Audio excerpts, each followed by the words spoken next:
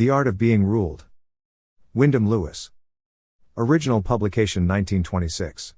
1989 edition. Narrated by Skeptical Waves. Preamble.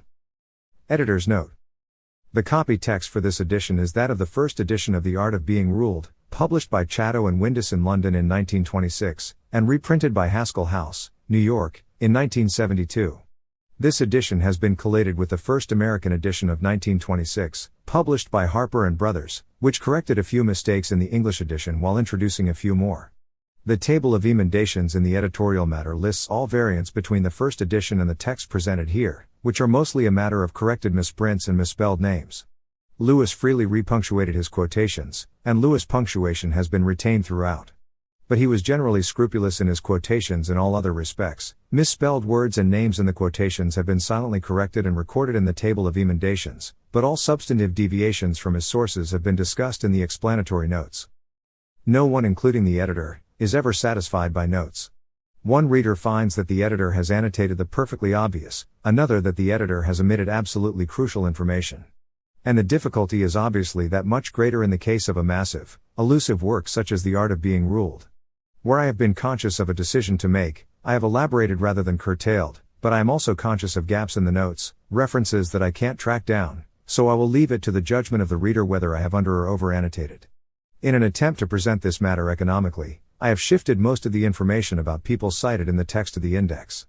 If you want to know who someone is and something about his or her relation to Lewis, look in the index. For most other kinds of explanatory information, look in the notes. In an effort to make the notes less obtrusive, their presence is not signaled in the text. I have had a good deal of help with this project. Without John Martin and his courageous commitment to publishing Lewis, this edition would not exist. He has been of help all along, and Paul Edwards has given good advice. Seamus Cooney caught many errors in a careful reading, and Omar Pound was most helpful with permissions and illustrations. Peter Caracciolo started my thinking about editing Wyndham Lewis when he proposed that we work together on an edition of The Human Age, a project I hope we can do at some point. Most of what I know about editing and textual criticism I have learned from Jerry McGann. Walter Michel was most helpful with the illustrations, as was Robin Harris of Anthony Daffé. Robert Bertholf of the poetry collection of the Lockwood Memorial Library at SUNY Buffalo was most helpful in sending me that portion of the typescript of The Art of Being Ruled in their possession. My research assistant Chona Shoemate did the initial indexing and collating of the text, and I also need to thank Associate Dean Flavia McCormick of the College of Arts and Sciences of New Mexico State University for making available the necessary funds to pay for that assistance.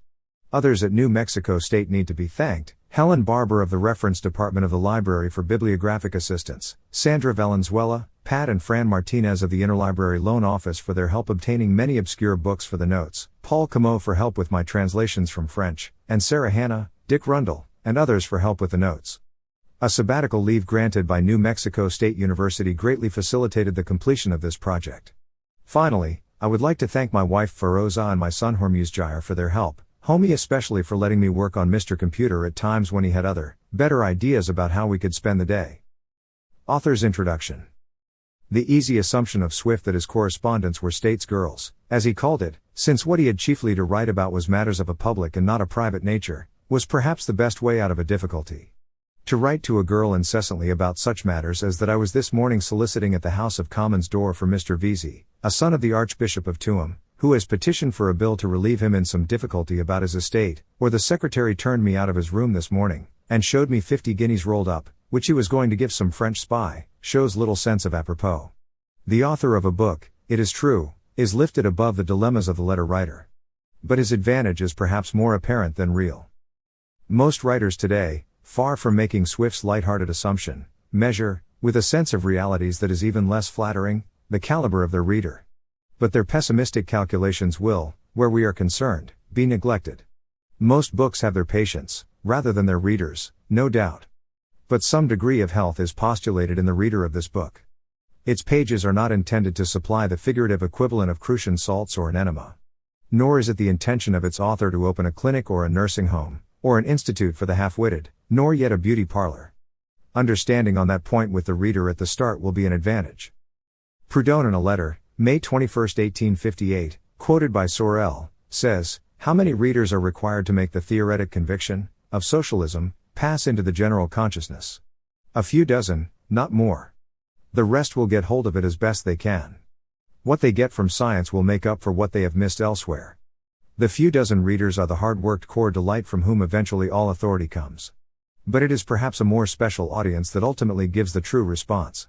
A book's audience is not, in any case, this professional critical core d'elite. A book of this description is not written for an audience already there, prepared to receive it, and whose minds it will fit like a glove. There must be a good deal of stretching of the receptacle, it is to be expected. It must of necessity make its own audience, for it aims at no audience already there with which I am acquainted.